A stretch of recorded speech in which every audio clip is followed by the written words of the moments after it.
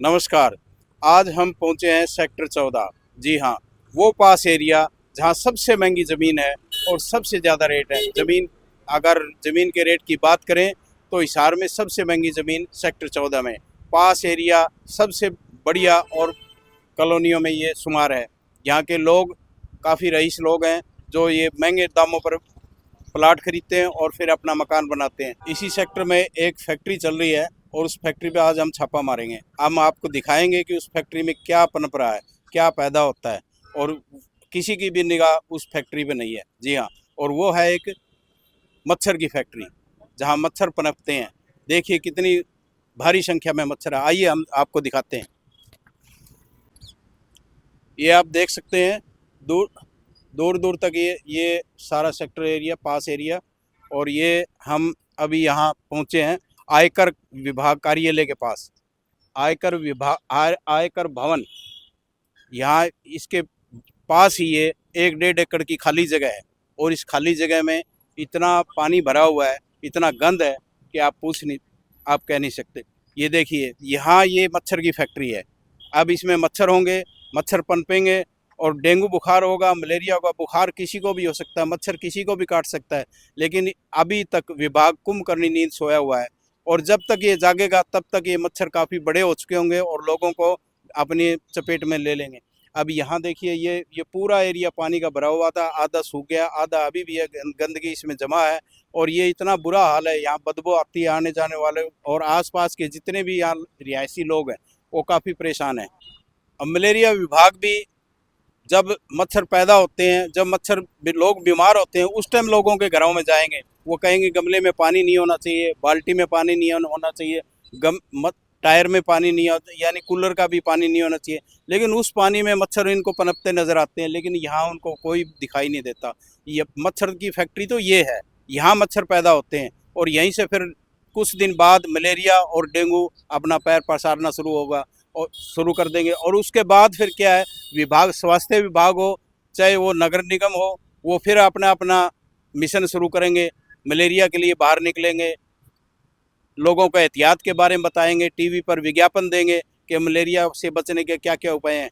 अब उनको ये उपाय नज़र नहीं आता। इतना बड़ा ये तालाब भरा हुआ है, 1.5 एकड़ में पानी का गंदा तालाब, जहाँ मच्छर पैदा होते हैं, ये उनको दिखाई नहीं देता। लेकिन कूलर में या गमले में थोड़ा सा पानी इनको दिखाई देगा और उसी में इनको मच्छर नज़र आएंगे।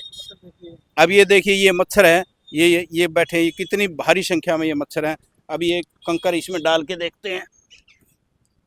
ये देखिए, ये मच्छर कितने बुरी तरह से, इधर ये गंदगी है और ये आयकर विभाग है। शायद इनको भी इसकी भनक नहीं है कि भी ये इतनी बड़ी फैक्ट्री इनके जड़ में लगी हुई है। और ये सबसे पास एरिया की कहानी है ये। और फिर उसके बाद फिर ये घरों में ये तलाश करेंगे कि भी मच्छर आखिर पैदा कहाँ होता है। जब इतना बड़ा तालाब इनको नज़र नहीं आता, और तो फिर मच्छर छोटे छोटे गमलों में या छोटे छोटे बर्तनों में, वहाँ मच्छर कैसे पहुँचे। इसकी लोकेशन हम आपको बताते हैं कि स्वच्छ भारत, स्वस्थ भारत। और उसके बाद फिर शहर हिसार, जहाँ एयरपोर्ट भी है। एयरपोर्ट के अलावा बहुत बड़ी बड़ी फैक्ट्रियां हैं, बहुत पास कॉलोनियां हैं, और उसके अंदर आयकर विभाग के साथ, ये आप देख रहे हैं इधर से लोग आ जा रहे हैं, वहाँ ये 1.5 एकड़ का तालाब बना हुआ है। और ये सरकारी ज़मीन है, नगर निगम हुड्डा की ज़मीन है और नगर निगम की इसकी जिम्मेवारी है। लेकिन ना नगर निगम इस पर कोई ध्यान दे रहा, और ना ही हुड्डा विभाग कोई ध्यान दे रहा, और ना ही मलेरिया विभाग इस तरफ कोई ध्यान दे रहा। ये सब अपना अपना पल्ला झाड़ते हैं। जब बीमारी शुरू होगी उस टाइम इनकी नींद खुलेगी। अब शुरू से अगर इस पर इलाज किया जाए, अगर शुरू से इस पर काम किया जाए, तो वो डेंगू और वो मलेरिया की नौबत ही नहीं आगे। जब डेंगू शुरू हो जाता है तब काउंटिंग होती है कि सिविल हॉस्पिटल में आज इतने मरीज डेंगू के आए हैं, आज इतने मरीज मलेरिया के आए हैं। लेकिन अब इस जो मलेरिया की फैक्ट्री है, जो ये यहाँ मच्छर पनपते हैं, इस तरफ किसी का ध्यान नहीं है। अगर यही रोकथाम की जाए तो सरकार का लाखों रुपए का खर्चा भी बचेगा और लोगों भी स्वस्थ रहेंगे। तो हम स्वास्थ्य मंत्री से भी ये निवेदन करेंगे कि वो कम से कम धरातल पर आइए।